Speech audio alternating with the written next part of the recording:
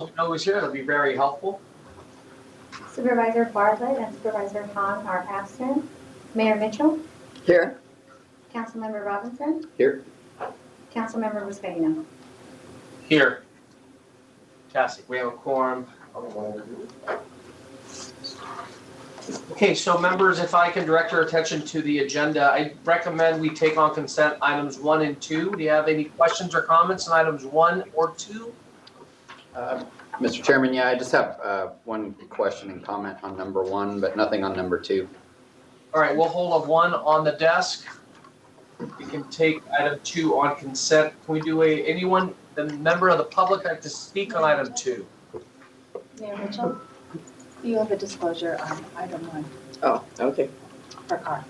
Mr. Chairman, I have a disclosure on item 1 that I, Okay, item 1's on the table. We'll get to that.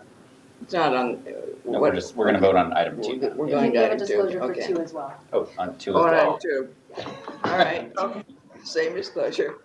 I do not Okay, have go a ahead. financial interest or a conflict of interest.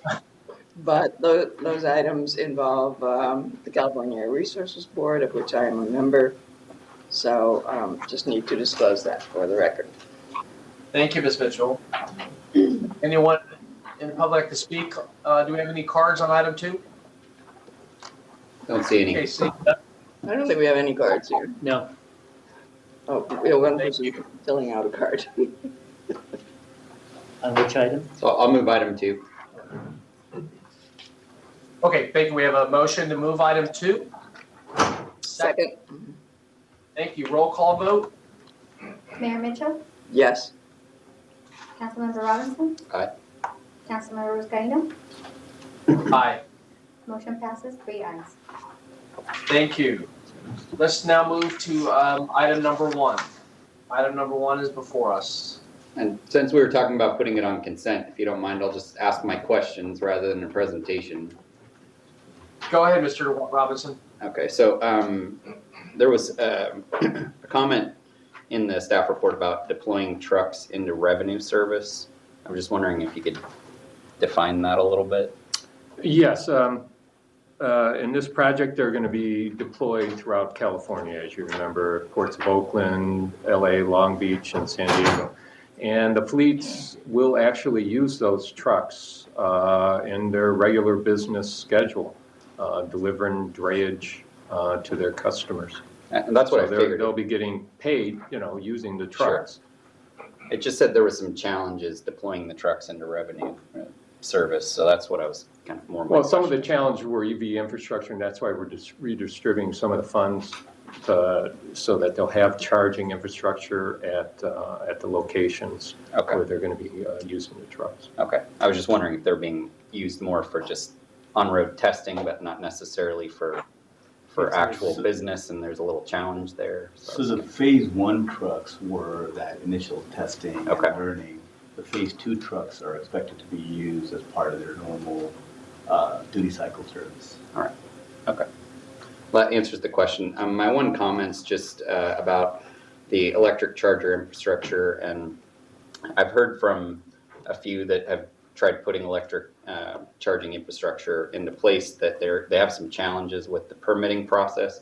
I think, as our chairman knows, sometimes our permitting departments don't move as swiftly as we'd like them to, and right, whether it's affordable housing or shelters, or it's permits for electrical charging infrastructure. So I think that working with the permitting departments and considering them stakeholders would be a really good idea, so that we can better communicate ahead of time kind of what we're seeing as potential deployment. Hopefully they can streamline a permit process. So that's my only comment, and with that, I'll move the item. Thank I'll you. We have a motion. Motion and a second. Anyone like to speak? Member of public? Any cards on item number 1? No, not on this item. Okay, thank you. Okay, with that, roll call vote. Mayor Mitchell, Aye. Councilmember Robinson. Aye. Councilmember Vizcaino. Aye. Motion passes 3 ayes. Thank you. Let us now move to item number 3. Item 3 is before us. Is Kane here for a presentation? Yes.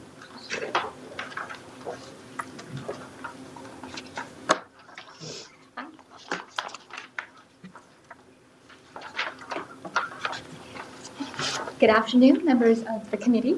My name is Ting Gui, and I will be presenting on agenda item number 3, which is to issue the program announcement for combustion freight and marine projects for the VW mitigation program. To provide some background, the VW program is a 10-year statewide program for which funding has been allocated to 5 project categories. South Coast AQMD is the project administrator for 2 of these project categories, which include combustion freight and marine projects and zero-emission Class 8 freight and port-traded trucks for $60 and $90 million respectively, for a total of $150 million.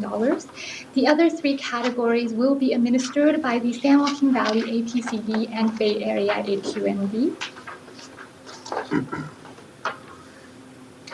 Staff has been actively developing the VW program, which includes developing the administrative budget, project agreement, creating a VW-specific website, and developing a comprehensive grant management system, which includes an online portal for application submittal and tracking.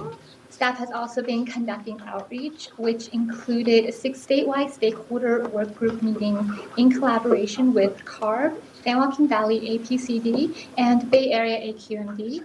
During the outreach, we received public input, which were carefully considered during program development, including funding transparency and ease of application. The VW program is expected to undergo several solicitations over the next few years. This item is for the first solicitation of the combustion freight and marine projects category, which will be a competitive solicitation. And for this category, at least 2 solicitations are anticipated.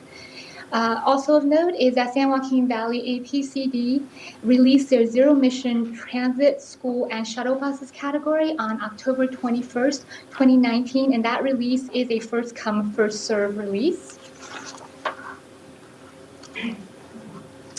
In regards to the proposal, the first installment of the program funds will be $30 million for the combustion freight and marine projects category, and eligible projects will include Class 7 and 8 freight trucks, which includes waste haulers, dump trucks, and cement mixers, and freight switcher locomotives, ferries, tugboats, and towboats. Applications will have to be submitted through the online application portal, and solicitation is expected to close by 1 p.m. on March 4th of 2020.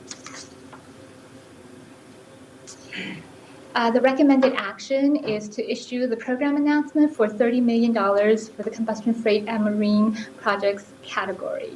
And I'd be happy to take any questions.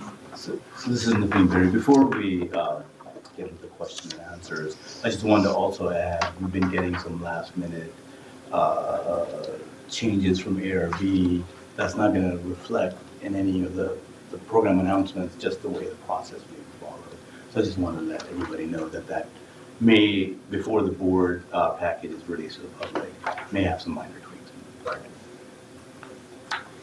So what would trigger, say, if you feel that ARB has something that's going to be beyond the scope, would you bring it back to this committee? Yes, sir. We would certainly bring it back with any major changes. We'll work with our legal group to see if they consider those administrative changes versus a major shifts to the program announcement. So, Mr. Chairman, if I may, because I think maybe we could discuss some considerations where we could just go straight to the board. Part of the consideration we know that ARB is looking at is how do we notify parties of the solicitation. You know, we would normally do it through distribution, emails. We may do some local notification in papers. But because we're acting as a pass-through for the state on this, we now are looking at statewide responsibilities for notification. And so we're trying to understand what are those mechanisms. We don't want to spend a lot of money on the notification. We'd much rather spend it on the emission reduction aspect. Sure. So that's part of the discussion that we're having with ARB. And if it pleases the committee, I would ask that if we're able to resolve those issues with ARB, that kind of change not necessitate coming back to the committee. Good with that? Members, any questions? I would just say that's a good idea to not have to come back to the committee just to take it to the board. I think there's an urgency to get the money out there and start getting the incentive money out there. Right. I'm wondering whether, because obviously San Joaquin and Bay Area have their own outreach tentacles, let's say, can we use them for state outreach or not? Well, when the whole concept of how the VW funds were going to be distributed, myself, Syed, and Jack Broadbent actually talked about doing just that. So that when we issued the solicitation, they would notify all their people, we would notify our people. But this is where, ARB is taking a different tact and trying to put more of the responsibility on the group that's distributing the funds. So that's why we're sort of having these discussions. And I think Wayne covered it well. We're also going to coordinate with CAPCOA, so the smaller air districts are also aware of the opportunity, and we'll be placing the program announcement on all 3 respective websites, as well as ARB's, to make sure that there's statewide awareness of this availability of funds. So similar to the process that San Joaquin followed. With the school buses. We all received roughly similar pots of money, as I recall. I wouldn't be too choked up if all the projects were in our district, but we'll see. Any further discussion? I have one question that's kind of in the weeds a little bit, but there's a requirement to keeping mileage records, and I was wondering what the rationale. I understand why you'd want to keep why you'd need the records, but is there some threshold, like a certain minimum number of miles for a replacement of some vehicle? Or So the projects are typically ranked on cost effectiveness. Okay. So the actual usage comes into play in that calculation as well. So when we approve the projects, we need to be able to monitor a certain amount of usage to justify the issuance of those funds that are within this cost effectiveness ranking. Sure, and that makes total sense. I want to kind of throw out something to think about as we move forward with these, and that's that especially in the drayage community, the number of miles that are moved is going to be pretty low, but they're going to be mainly driven in one of our AB 617 communities, and so the impact will be hyper local and pretty significant, although the mileage numbers might be fairly low. The hours on the engine's probably going to be pretty high, which means there's a lot of idling going on, whether it's in the ports or it's going back and forth between a rail yard. So it's just something to consider. So I appreciate that. Thank you. Are we tracking hours? We're tracking hours as well for especially the marine and the freight switchers, because different entities look at it in different. Absolutely, yeah. parameters. The ships and the trains are going to be more hour focused, where the trucks are going to be more mileage focused, and that's just my concern on the truck side, is that the ones that are probably doing a lot of work are not going to put a lot of miles on. We talked about that a little bit at that CNGVP meeting at TTSI, and just so like for instance, their facility was right across the street from one of the container terminals. They could do 10 trips in a day and put 15 miles on the truck or something like that, right? So multiply that over 250, and their number of miles is really low, even though that truck is operating 8 hours or more a day for the entire year. So. Yeah, no, your point is well taken. Yeah. Item number 4, we'll talk about how we're going to be looking at AB 617 specifically, and how that may not be the same consideration as opposed to the VW. Sure, great. Thank you. Thank you.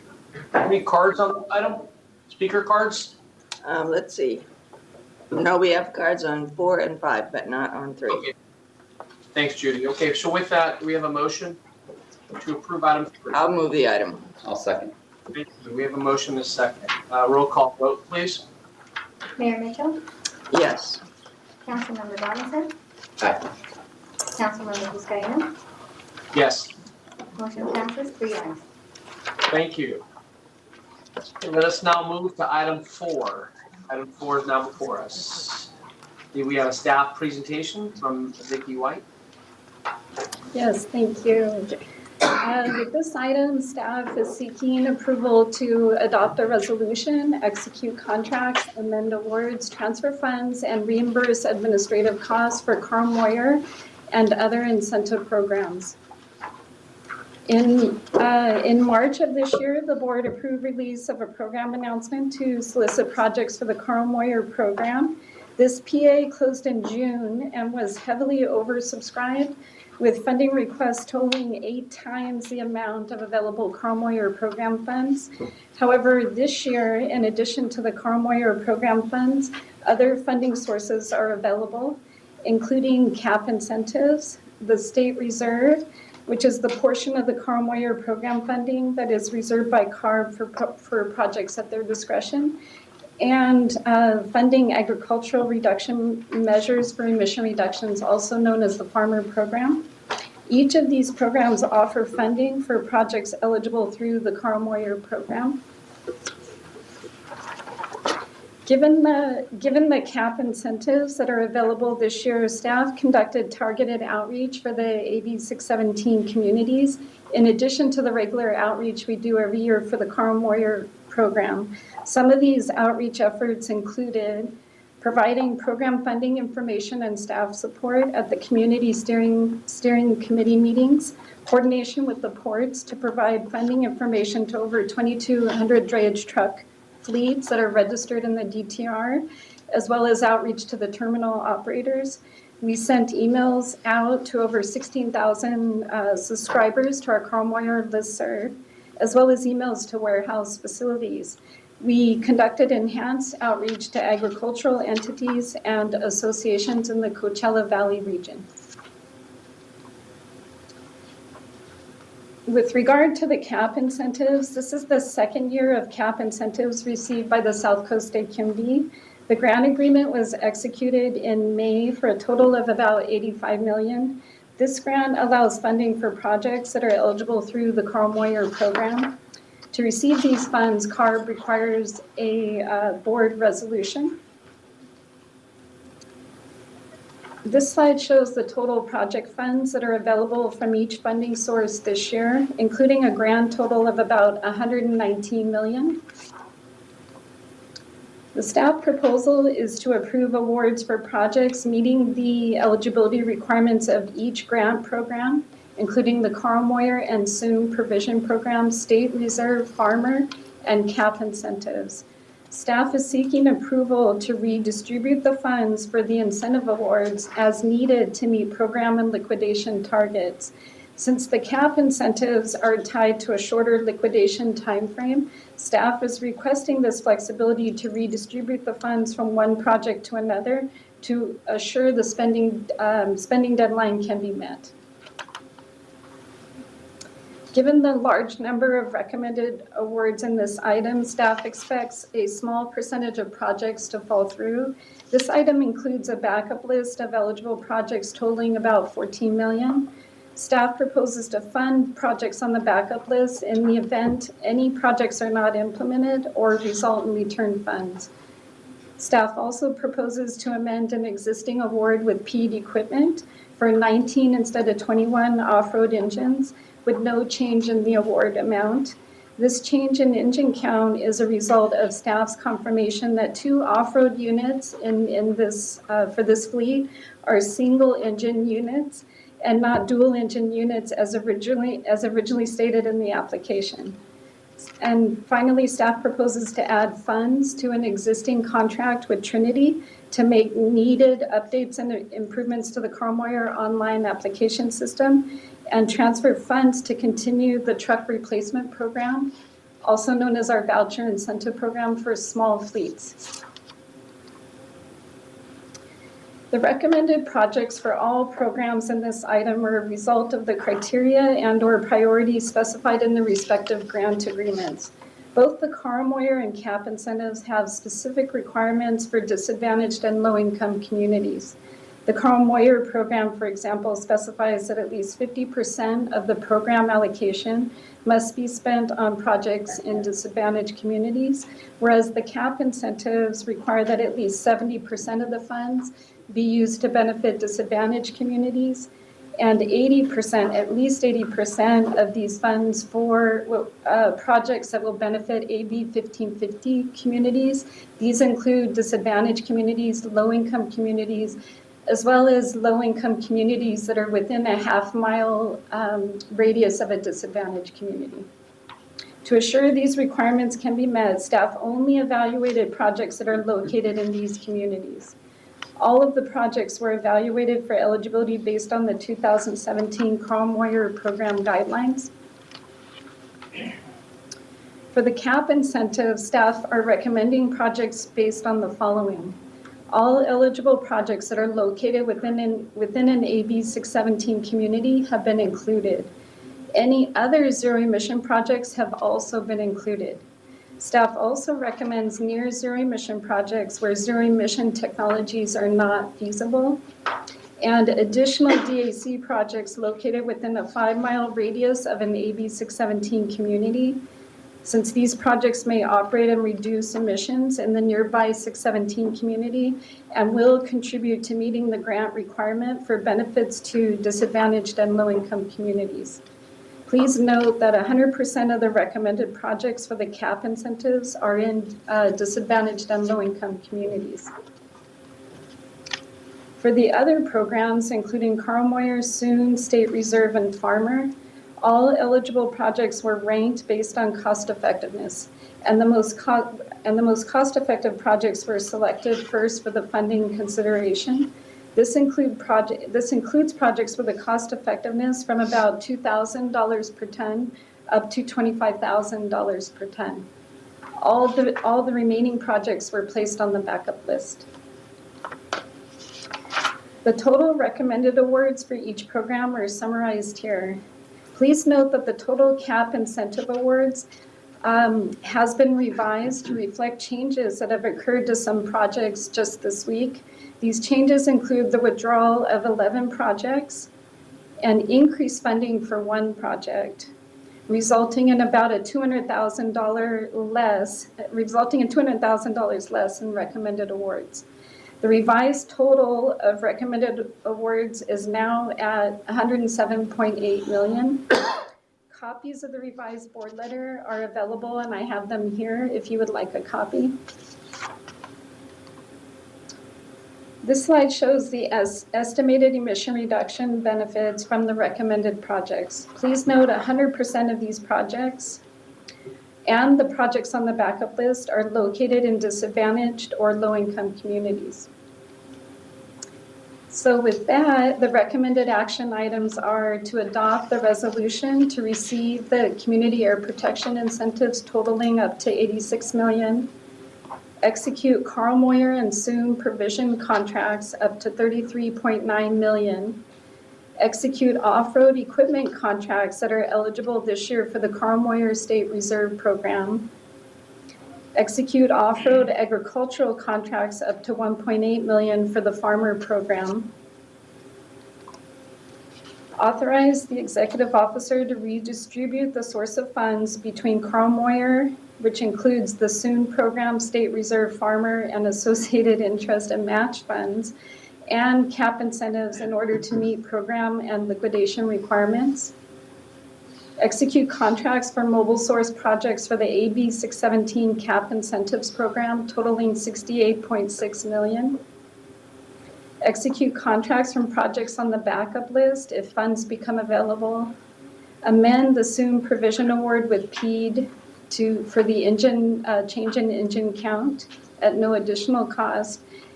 And amend a contract with Trinity to make improvements to our Carl Moyer online application system in an amount up to $90,000. And these funds will be used from the admin portion of the Carl Moyer program. And finally, transfer $3 million from our Fund 80 to our Carl Moyer Voucher Incentive Program to be able to continue funding truck replacements with small fleets. And administratively, we need to reimburse the general fund for Carl Moyer administrative costs related to these programs. And this concludes my presentation. I'd be happy to answer any questions. Thank you, Vicki. Any questions, members?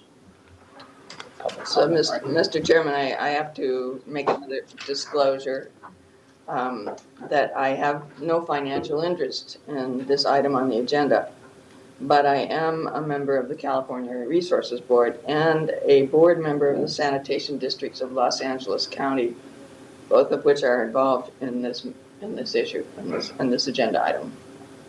Thank you. I too need to, for the record, for this agenda item, I don't have a financial interest, but I'm required to identify for the record that I am a board member of the sanitation district of LA County, which is involved in this item. So with that, questions, comments, colleagues? What about public comment on this one, right? I know There is a we public have- comment on this we have item. comments. Sure, please come forward. It's Andrew Delaney. Andrew, you'll be given 3 minutes to speak on item 4. Thank you. I have a prepared statement. Hello, my name is Drew Delaney. I'm with Associates Environmental, which represents many applicants to the Coral Moyer Start the program. clock. Thank you. I would like to thank the district governing board on behalf of my customers for the opportunity to apply for funding to implement projects which reduce air pollution, and thank the district staff for their hard work in implementing the projects. Today, I would like to comment on how the public perceives certain language provided in the program announcement for Carl Moyer Memorial Air Quality Standards Attainment Program, Year 21, PA 2019-02. That's the program announcement for the grant awards considered by this item and lays the framework for several sources of grant funding. The program announcement as issued specified each project would be evaluated based on 2 primary criteria: the cost effectiveness and the project status with respect to disadvantaged community and low income criteria. For the past 2 years, oversubscription of the program has led to approval of only projects meeting the disadvantaged and low income community criteria, with no regard to the cost effectiveness of projects outside these communities.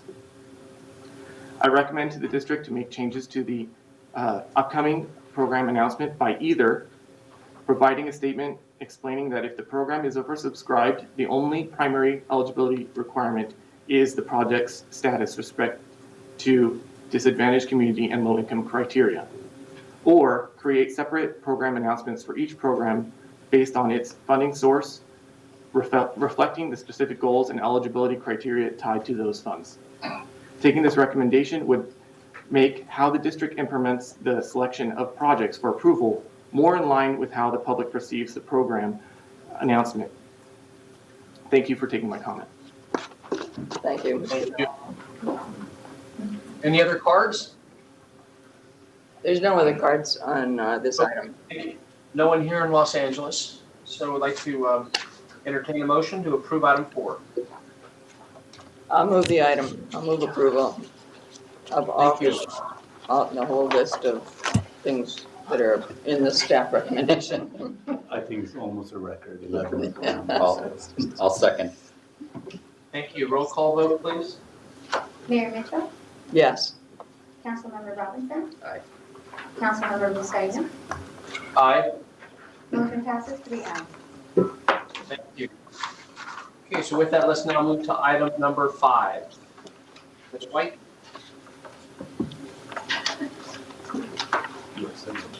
Okay, good afternoon. This item is requesting to execute a contract to demonstrate fuel cell range extended dredge trucks. In April 2017, the board recognized CEC's Alternative and Renewable Fuel and Vehicle Technology Program. So under this grant, 3 contracts have been executed to demonstrate zero and near zero emission dredge truck and cargo handling equipment. So among those contracts, a contract with Velocity Vehicle Group partnering with Efficient Drivetrain was executed to develop and demonstrate 1 battery electric and 3 CNG plug-in hybrid dredge trucks. Subsequently, 2019, Cummins acquired EDI as well as Hydrogenics, which is a fuel cell provider, and Cummins has proposed to rescope the project, and CEC has approved the change of the contractor and project scope from their business meeting on November 13th, Wednesday this week. Cummins proposed to replace BBG as the project lead and revised project scope from 1 battery electric and 3 plug-in hybrid to 4 fuel cell Class 8 duty truck with over 200-mile range to leverage technology and expertise of its recent acquisition of EDI and Hydrogenics. Hydrogenics will provide the fuel cell stack into this project, and the vehicles will be delivered by early 2021, followed by at least a 12-month demonstration with data collection. And the committee will cover any additional cost to change the project scope.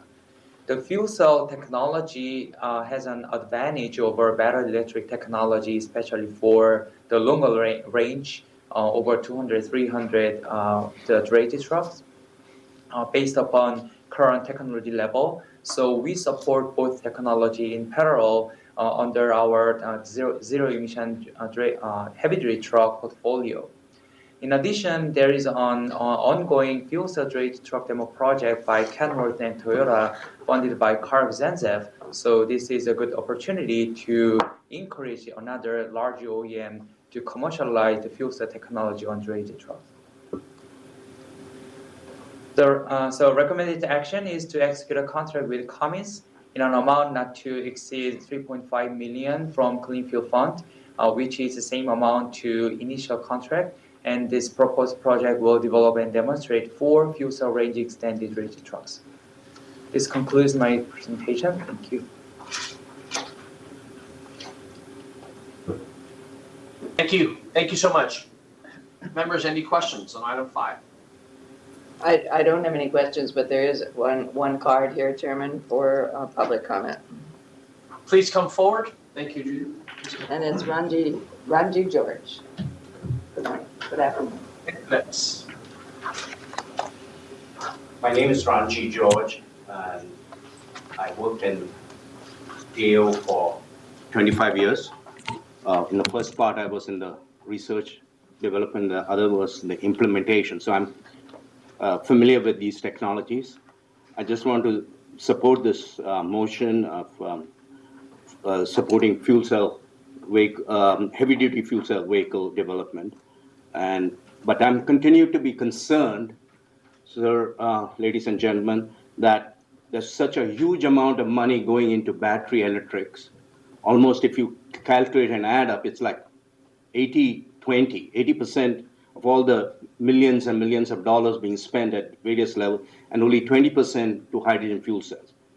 And this is particularly unfortunate in the light-duty sector, where the technology has crossed the R&D stage and reached the commercial stage. When we were working, and I was there in the 90s, we were trying to get hydrogen fuel cells off the ground. I'm glad it's off the ground, but it was at the research and commercial research stage almost at that stage. Now we are at the commercial stage, and this is the time we need to support wholeheartedly the introduction of hydrogen vehicle. CEC is putting some money, but if you compare what ARB, PUC, and all the support, the current support seem to have swung sharply towards light-duty battery vehicles. And I urge you not to keep a fair, balanced approach to this. The reason why I'm saying is hydrogen fuel cells have very little footprint at the end of the cycle, minimum. Whereas batteries, as I mentioned before and keep mentioning, battery is going to create an apocalypse of a recycling problem not in 10 years, maybe 15 years, but 20 years. After the batteries are used in cars, it may go into stationary sources, which are very good. That's a great application. But then we have to confront the fact these batteries will have to be recycled or somehow reused. And the technology is not there.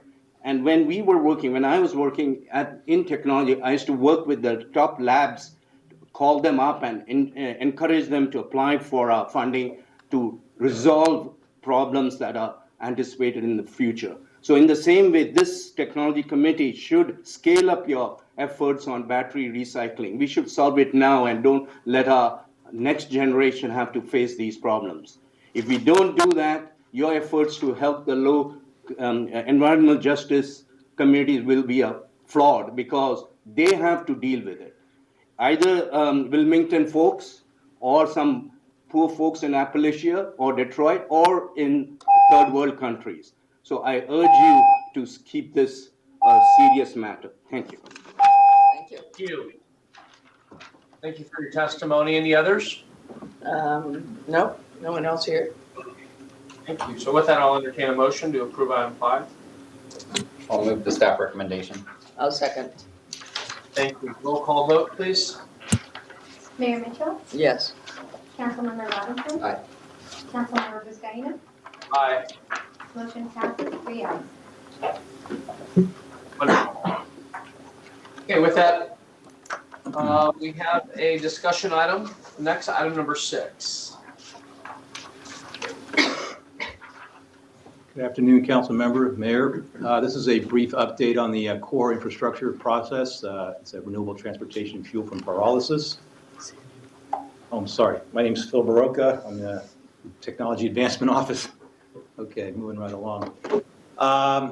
Okay, so as background, again, this is a demonstration project in which core infrastructure is demonstrating their pyrolysis technology to convert biomass into a renewable transportation fuel. We provided an update to this committee in July on the progress of the report, for the project, and in September, the board moved to amend the contract to allow the project to demonstrate testing and data collection work by the end of this year. So I'm just going to go through a few slides just to provide you with how the project has progressed since last December. So this is the site as of last December. Of course, prior to this, there was efforts to secure the site with a new asphalt cap in compliance with the DTSC, as well as laying the concrete pads for the equipment. The equipment that you see in this picture here was already constructed. It was housed at Core's Paramount site, and then moved over to the Olympic site to commence the project. Following an extensive rainy period earlier this year, and then an issue having to do with bringing electric power to the site. It was about May of this year in which Core was able to get construction efforts going. So by July, some of the notable additions to the site up in the upper left is the feedstock conveyor and some of the construction fabrication that was going on. In October, additional progress being made, additional items that had to be fabricated and procured and delivered were brought to the site. Of note is the upper right picture, those are knife gate valves. Those are instrumental in the control of introducing oxygen into the system, which is an integral part of the pyrolysis process. And then as of last week, this is the overall picture of the site.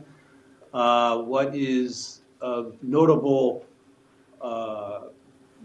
of note of this picture is really what is missing, and it is the interconnections with the pyrolysis unit with the various equipment that are in the picture, the feedstock conveyor, and then the char conveyor, which takes off the solids, the connection from the pyrolysis system to take the off gases. And so at this point, we are seeing about 60% completion of the contract or the project at this point. This is the schedule that Core has provided us with where the status is on the project. Again, items having to do with fabrication and construction are still a little bit behind. This slide is to basically provide you with what Core has given to us over the past few months as to where they expect to be and where they actually are. So in our estimations, they're falling behind by about, 10 to 15% in their projections. So just in summary, again, the project is looking to getting testing and data collection started by the end of this year. We believe that the project should achieve about 80% completion here by the end of November, according to Core. And we will continue to take site visits. We are requesting that Corps provide us with an update by the middle of next year, by the middle of next month, as to where the project stands, and then our recommendations are to continue the project for another 6 months if they can demonstrate significant progress by the end of the year. Thank you. Thank you. Members, any questions? Mr. Chairman, I do have one question. Yes, please. I wonder how much money has South Coast donated to the core project, or contributed? 2.5 million thus far. 2.5 million. And we have a commitment for more? There's 1 million that could be awarded, but the scope has changed significantly from once it originally started. You may recall originally it was designed to be in Rialto, and they were going to produce renewable natural gas, and then that in turn was going to fuel a fleet. Prior to the completion of that, they got the offer to go to downtown LA at the Olympic site and look at hydrogen production. We were big proponents of that. We felt that that was worthwhile. And it was within the demonstration of the technology aspect. They didn't meet their original goals that were set forth. And as you've heard, they tend to slip on those goals. So we put them, I want to say, last year on a pretty strict schedule, and gave them extra lead time. They still haven't met the schedule. And so we're at the point where we're keeping a very close eye on this, and we'll see where they are December, but the contract ends in December. So this methodology produces hydrogen fuel, this pyrolysis? It can, yes. It can? Yeah. What? We think. Just because I'm not that smart, can you tell me, like we use digester technology to convert bioproducts Right. into CNG, renewable natural gas. Tell me what this process is. How does it work? So basically, they take any type of an organic material that has hydrocarbons, basically organic material. They heat it up. It's pyrolysis and gasification have a lot of similarities, but they heat up the solids and they drive off the lighter molecules that are like what they refer to as actually as syngas. And that's typically carbon monoxide, CO, carbon dioxide, CO2, a portion is methane, and then a portion is hydrogen. So these become building blocks. That's why they refer to it as syngas, because these are building blocks in which you can then create longer chain molecules of fuel. So we believe that hydrogen and methane are significant products of the pyrolysis process. Yeah, that's what we are hoping to see come from this project. Yeah. If I may add, the Corps had previously done a demonstration project at LA County Sanitation District, and were able to generate liquid fuel back then. But based on their assessment, they believe close to 50% of the syngas or the pyrogas that's produced may be hydrogen. We haven't seen that data yet, but that's what they're anticipating in terms of their calculations and production. So this has never been done before?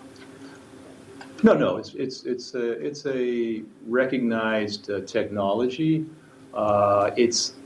It's looking at Corps' system and to see how effective it's going to be. There's the parameters that are sensitive on this are the composition of the feedstock, the temperature that you are operating at, the amount of residence time in the system, and how many undesirable products you're going to also produce that would have to be cleaned up to determine if it's really a cost-effective type of a process to produce a viable and qualified fuel. So one of the byproducts is this biochar. Right. And how do you use that? So biochar can be used as a supplement for fertilizers. So there's a actual usage for that particular material that's would be traditionally just burned on. Right, there's a similar solid that's produced in the anaerobic digestion process that the folks at CR&R, gentleman in the room from CR&R here, can attest to the quality of the solids that are coming out as a fertilizer, so this would be a soil amendment as well, so. Okay. Thank you. I don't have anything else. So what are we supposed to do today? Just talk about this? Just a discussion. This is just a discussion item, no action. What happens Appreciate if the update. don't meet the December 31st? We would come back timeline? Yeah. to the board and advise them of what our thoughts were with regards to where they are with regards to the actual schedule. And ultimately, the decision would be up to the board. It could vary. Not all demonstration projects are successful. Sure. And this is a demonstration project. And as I said, there's still money left on this project. And so the question could be, does it make sense to continue to invest it? Do we see progress? Are we convinced that this might actually work? Or do we say we've got other projects that perhaps we should invest in? And that's what we would present to the board. Yeah. And I think the same question is important to be asking them because, you know, they've missed so many deadlines along the way that where's this in their own priority list? I really have no idea, but, you know, I know that it's been frustrating for you all, and this is, I think, probably at least the second update we've had, if not the third, and, you know, I've seen the slippage occurring, and, you know, so we'll see if they can meet that deadline. I'm not so sure. I think it may be important to add that we also have a project with the University of Riverside, and University, they have an RNG department over there now, renewable natural gas department, and so they have recognized the significance of pyrolysis and gasification to handle a lot of the types of bio-waste that's in the state that cannot be dealt with through anaerobic digestion or other processes. So, you know, the technology seems to have, you know, garnered the attention of the folks at UC Riverside as something that's a viable technology for dealing with a lot of the solid biomass that we have here. There's a lot of significant applications for this technology.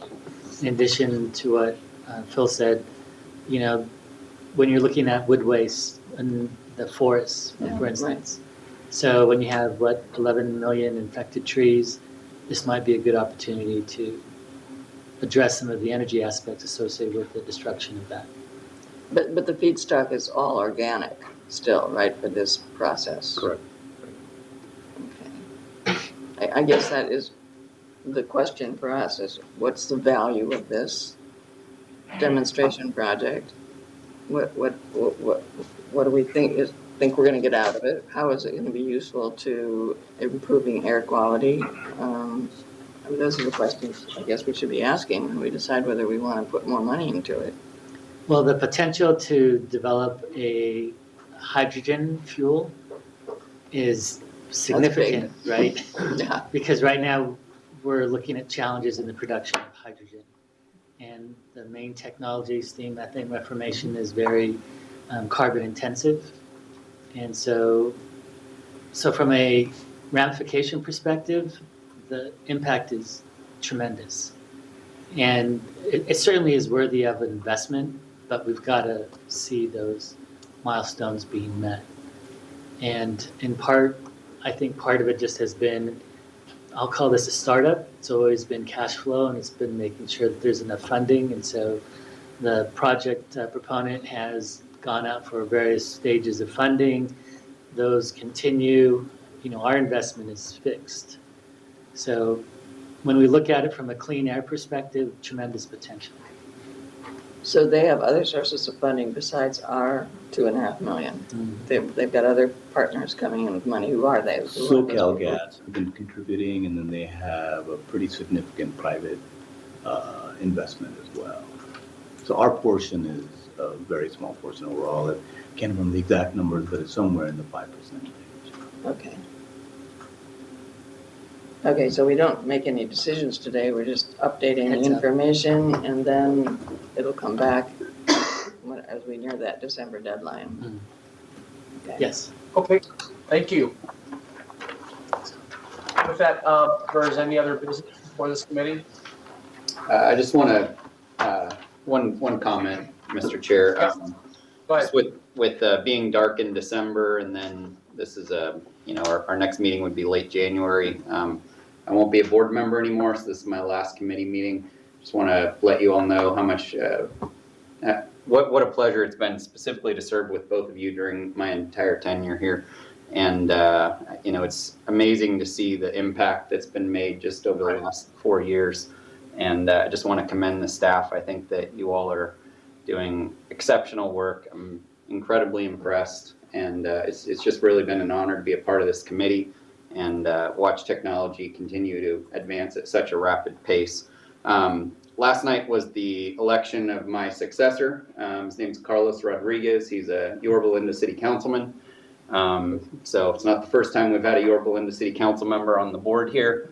Unfortunately, you probably all have heard that former board member Hank Wida passed away just in the last few days at the age of 95, so he lived a great life. But I know that he made a pretty tremendous impact on this board, so I'd appreciate if we could just adjourn in Hank Wida's name. Without objection. Without objection. Thank you, Dwight, for your years of service to this committee, and you have mentioned that in these past 4 years, especially on this committee, we with the proven technology, we're improving lives in our region. Appreciate your commitment to service, and enjoy your free time. I'll try. Yes, thank you.